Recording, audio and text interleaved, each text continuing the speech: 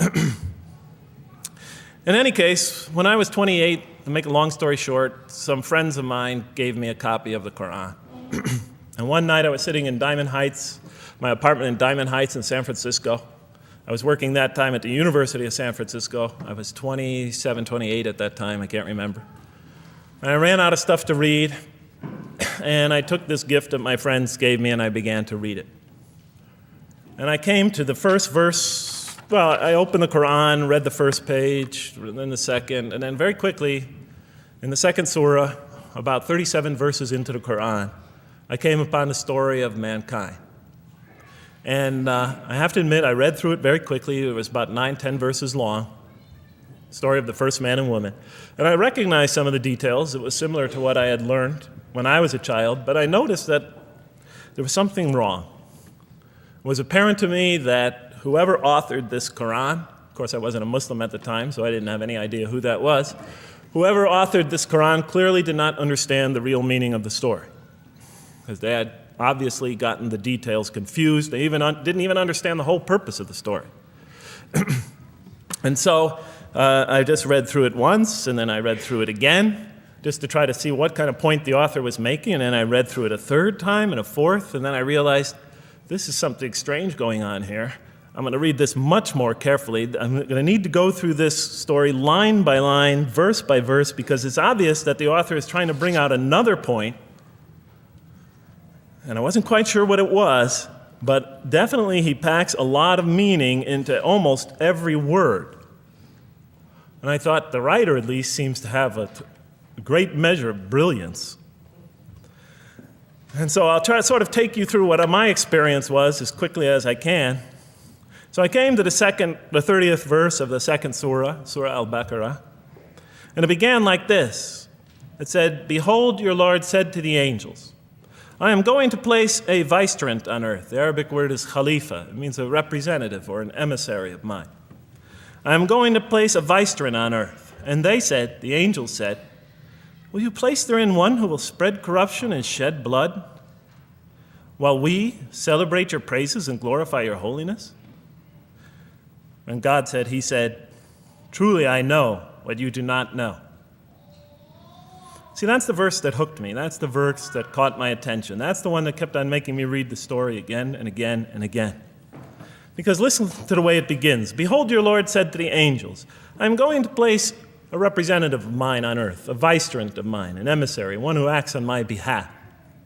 I thought, that's not the way it goes. You're not supposed to be placing man on the earth in some positive role, some elective office.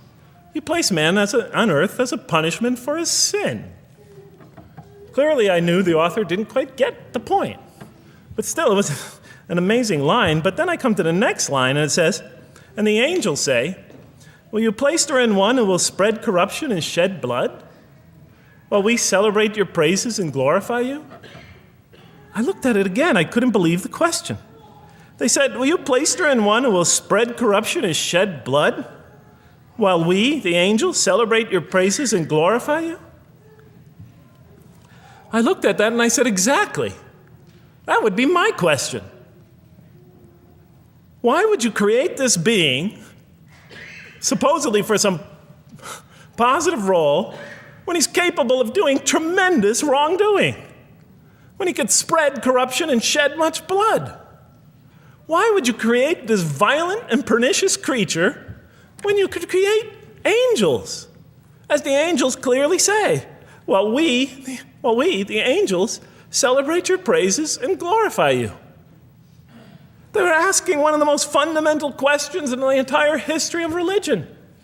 Why create you, man, this utterly fallible creature, this creature who could rebel against God's will, who could do such tremendous wrongdoing, who could wreak havoc like no other creature on earth, when you can make them angels? And look where the question is being asked. It's being asked in heaven. It's almost like saying, look, why don't you just make them angels and be up here in heaven with us, Why don't you just make them angels, pop them into heaven, he's fine. Why would you put him on earth where he could feel distant from you, where he can work out his worst criminal tendencies, act them out, feeling somehow independent and apart from you and free to do whatever he wants? when you could just make them angels and put them into heaven and make them perfectly submissive to your will? I looked at that question and said, that's my question. I'm not even a single verse into the story of mankind, and there before me I see my question. That whole question, everything that I ever thought, everything that I ever experienced, everything that I ever knew was in that question. It was as if the author took my life and wanted to pick out exactly the right question to humiliate me, to provoke me, to anger me. Why create man, this most destructive and violent creature, when you could make them angels? And then look at the answer. And he said, God said, truly I know what you do not know. You know, in modern parlance, we would say, I know exactly what I'm doing. I read that and said, what? You know what you do not know? You know exactly what you're doing? Well, please inform me. Tell me what you're doing. Because, you know, I'm 28 years old and I haven't figured out it yet. And I have a lot of issues that I'm still dealing with that's connected to this question. You can't just get off that easy. You can't just tell me you know exactly what you're doing. Not after what I've been through. Not after you made me this way. And then I realized, of course, I was arguing with a God I didn't even believe in. And that would happen several times as I read through the Quran. And sometimes I would just get into so agitated by what I read, I'd start arguing with this voice that I'm reading before me, that's calling to me. So we turn to the next verse. Well, it turns out that the Quran just doesn't dismiss the question. It starts to answer it a little bit. And in the next verse it says, and he taught Adam, God taught Adam, the names of all things. And then he placed them before the angels and said, tell me their names if you are right. So this verse is clearly referring to the previous one. But notice what it says. Now, from my own background, I remember Adam naming things, but it wasn't connected to any answer to any philosophical question. But here, notice what it says. And he taught Adam the names of all things. And I realized already, just from the first verse, you got to read these verses very carefully because it's packed with a lot of symbolism and meaning. And he taught Adam the names of all things. So here we see Adam is not only just a creature who knows how to name things, who's acquiring the gift of language, but he's also a learning creature. God is teaching him. Now right here, right in this verse, and it'll come even clearer in the subsequent verses, that the very first thing that the Quran is going to emphasize here is man's intellect. He is a learning creature. He is taught. And what is he taught? What is one of the great intellectual gifts he's given in response to the angel's question? The gift of language. Because through language, mankind could not only learn, but he could learn things not only through his own experience, but he could learn things that other people have experienced of times and places that are hundreds, thousands of years and miles separated from him. And so that all our knowledge becomes cumulative. Every generation learning from the generation before it. I'm learning today from authors I read from other sides of the world that may have existed 2,000 years ago. And so we all contribute to our collective learning and knowledge. And so I'll see later in the Quran, when the Quran will emphasize this again and again and again. Like in one verse it says, read in the name of your Lord who created. Created a man out of a tiny creature that clings. Read, it commands the reader. For your Lord is most bountiful. Why is he most bountiful? What great gift did he give you? For he taught man the use of the pen. And through it taught him what he otherwise could not know. And time again, the Quran will call upon man to use his intellectual faculties and swear by his intellectual faculties and to use them correctly because they play a fundamental role in guiding him to truth.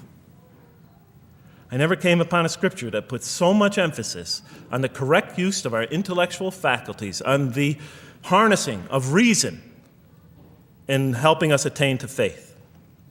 And he taught Adam the names of all things. And then he placed them before the angels and said, tell me their names if you are right. Okay, you have this you have this natural question about this creation of mankind. Here, this mankind is this human being, this human creature is a learning creature.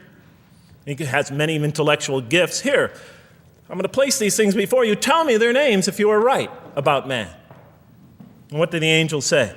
In the next verse they say, "Glory to you. We have no knowledge except what you have taught us. In truth, it is you who are knowing, the wise." They say this task, this intellectual test that's put before them is beyond their grasp. Notice what they emphasize. We have no knowledge. This would take knowledge. This would take an intellect that they don't possess.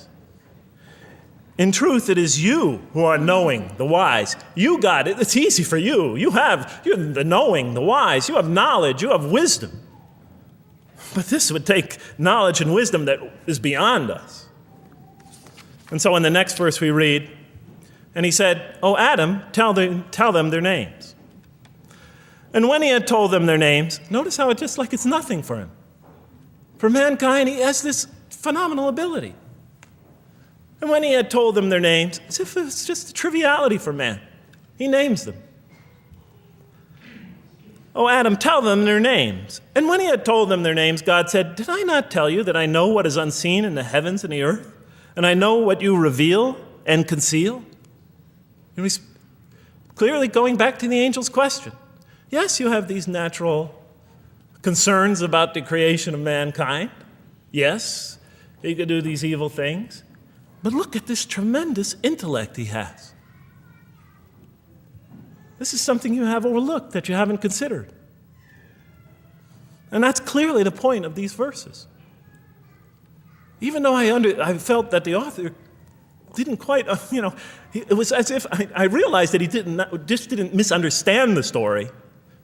He was taking one of the great stories in the history of humankind, one of the fundamental greatest stories in the history of mankind, and molding it and using it as a vehicle for an entirely original message.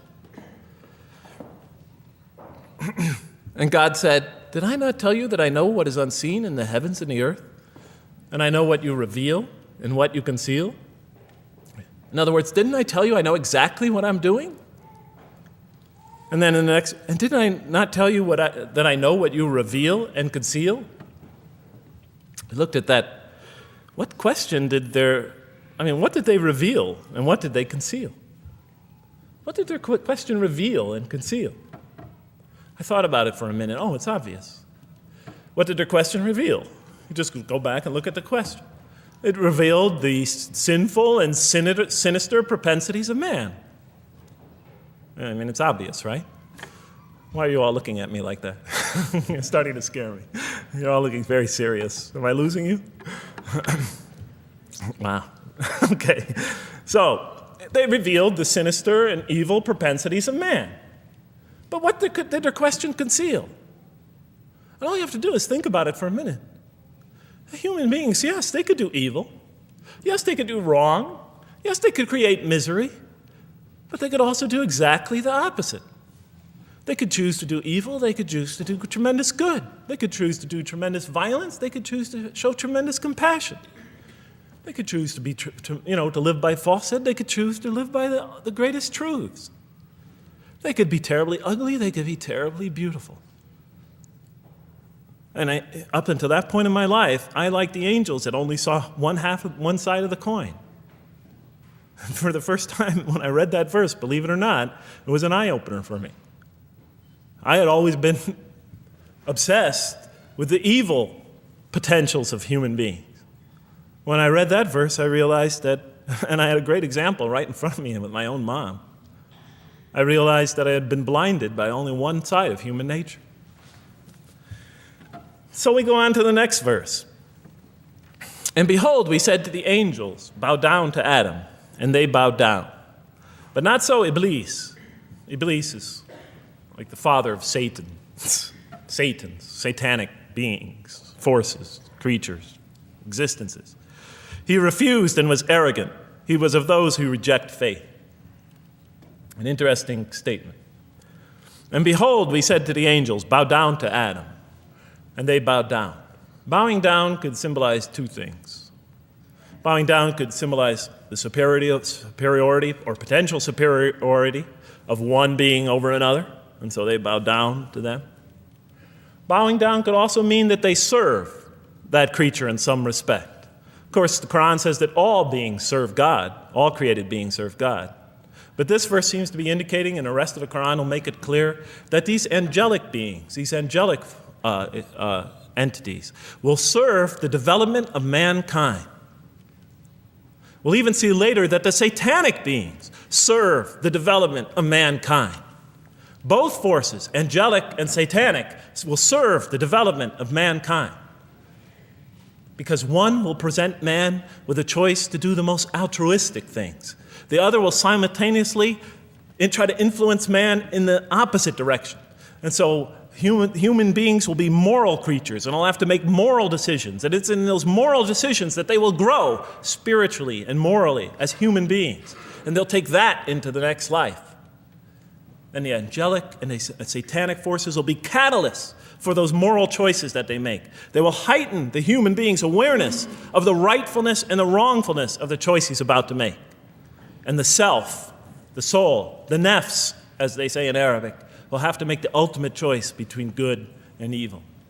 And that choice, that test will come again and again and again as human beings either grow or decline. And those tests will come again and again and again to try to help him towards his spiritual evolution, to bring him back, but that choice is ultimately ours. But I'm getting ahead of myself. And so we said to the angels, bow down to Adam, and they bowed down. But not so Iblis. Iblis is Satan, this rebellious force, this evil prompter, the one who whispers into the human heart. He comes into being. And with the introduction of Satan, we have the introduction of evil, that evil influences on human beings. And notice why Iblis does not bow down. He refuses because he was arrogant. You know, we often hear what's the root of all evil? In the West, it's always money, greed, etc. Here the Quran seems to be saying that the root of all evil is not always material wants. It's not always money, it's not always greed. At the heart of evil is arrogance, putting yourself above all others, of assigning to yourself special priority and neglecting the rights of others, of pride and arrogance and envy, the source of evil. He was of those who reject faith. I looked at that verse and I said, okay, I get why you would create angels to sort of influence man in a positive direction. But why in this story now are you introducing Satan? What sort of role was Satan play? And then, of course, you just think about it for a minute and you say, yes. The story is telling us that on one hand, we have these magnanimous urgings come from one direction. On the other hand, we have these satanic urgings coming from another direction. In other words, the Quran is telling us that man is not only a learning creature, but he's a moral creature. He has understanding of right and wrong. And God infuses those, allows those influences to come to him. Man is not only an intelligent being, but a moral being. And we said in the next verse, O Adam, dwell you and your spouse in the garden, and eat freely thereof what you wish, and eat freely thereof what you wish. But come not near this tree, for then you will be among the wrongdoers. I looked at this verse and I was, starting to wonder if the author was drifting back to the old story again. I was confused. And we said, O Adam, dwell you and your spouse in the garden, and eat freely thereof what you wish, but come not near this tree, for you will be among the wrongdoers. I thought it was drifting back to the old story. Man sins, man's punished for his sins with earthly life. Maybe the author is drifting, he had a good idea, and now he's drifting back to the sort of traditional story. Maybe he couldn't make his mind up what story he wanted. Except for a couple things about this verse, and this happened with almost every verse as I read through it, is that the whole tenor of the passage is sort of not what you would expect. I noticed that the Quran in this story has a tremendous penchant for understating things. Because it says, and said to Adam, dwell you and your spouse in the garden, and eat freely thereof what you wish, to Adam and his spouse. But come not near this tree, for you will be among the wrongdoers. There's no sense of God being threatened by the possibility of man eating from the tree. In this story, we don't see in this verse, we don't see that God is nervous at the prospect, that he's threatened by the prospect, that he's anxious about it. The tree that he picks, it seems like he's just picking out any tree. Nothing special about the tree. go not near this tree, for you will be among the wrongdoers. Satan will later come to him and tell him it's the tree of eternal life, of a kingdom that never decays. Turns out to be a complete falsehood in his part. Nothing special about the tree. It's just a tree. God's not nervous at the prospect at all. You know, in the tradition that I came from, God is threatened by the prospect. He has to put an angel with a fiery sword by to protect the tree so that mankind never goes next to it again. I'm not putting it down. I'm just pointing out the difference of the story. They're both beautifully told. But he has to guard the tree. Why? Because if they eat from it, they'll become gods like us. So this man, he already has a rebellious nature. Can you imagine if he eats from this tree? No, can't let him get near that tree. But here, just, calmly says, but if you do, you will be among the wrongdoers. God is not worried about himself. It's just warning man, making it clear that if you do this, you've committed a wrongful deed. Again, the whole tenor of all these verses that you read through it is God knows exactly what he's doing. Okay, next verse. But Satan caused them to slip and expelled them from the state in which they were. And we said, go you all down, some of you being the enemies of others, and on earth will be your dwelling place and provision for a time. What? I said? I was expecting now the rage, the anger, the violence, the jealousy.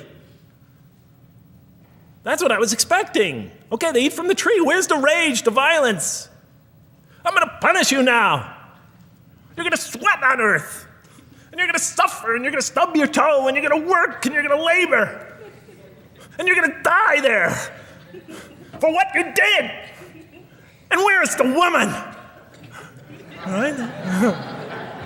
And the woman, right? She's the one who's going to suffer the most, right? She'll have to suffer labor pains and monthly cycles, right? And bleeding and crying out when her children come into the world. And she'll scream out. And worst of all, the greatest humiliation, the man will rule over her. When he's obviously her intellectual inferior because she and the angels she and Satan seduced him, and he just bumbled along and committed a wrong deed. Well, I don't mean to make light of it. But the story is obviously different, though. No threat here. As a matter of fact, look at the way it says, O Adam, dwell you and your spouse in the garden, and eat freely thereof what you wish. But come not near this tree, for you will be among the wrongdoers. Then they make the mistake. But Satan caused them to slip and expelled them from the state in which they were. And we said, go all you down, some of you being enemies of others, will be adversaries of others. Some of you will be adversaries of each other, and on earth will be your dwelling place and provision for a time. This is not a deity losing it.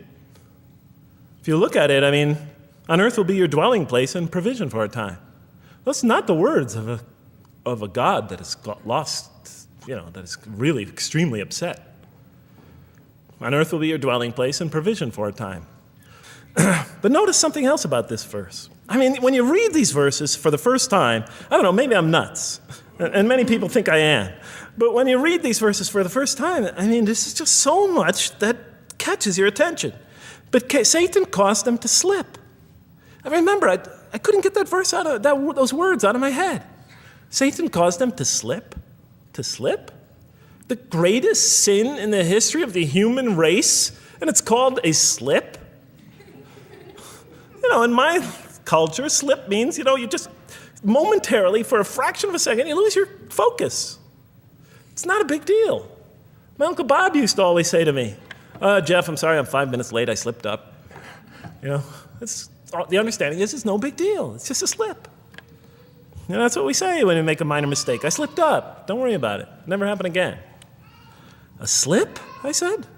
Momentary loss of focus? The greatest sin in the history of humanity? Why we're all here? Why we're all suffering? Why we experience death? A slip? I didn't believe it. I went to my Arabian friends at that time. I didn't know any Arabic. I came to this verse. We went through it line by line. I said, now don't change any words. Just read them one at a time. But Satan made them, and I said, okay, this one right here. What does it mean? Tell me what that means. They looked at it, it says, slip. Slip. And expelled them from the state in which they were. A slip, I thought? But then maybe I was trying to force the traditional understanding, the traditional interpretation. Maybe it was just a slip. I mean, after all, they didn't commit murder. They didn't commit robbery, rape, pillaging, assault. They ate a couple of pieces of fruit. Well, it's not the greatest sin in the history of humanity by any means. And then the next verse says, and then they were expelled from the state in which they were. Well, what state were they? Let's see now.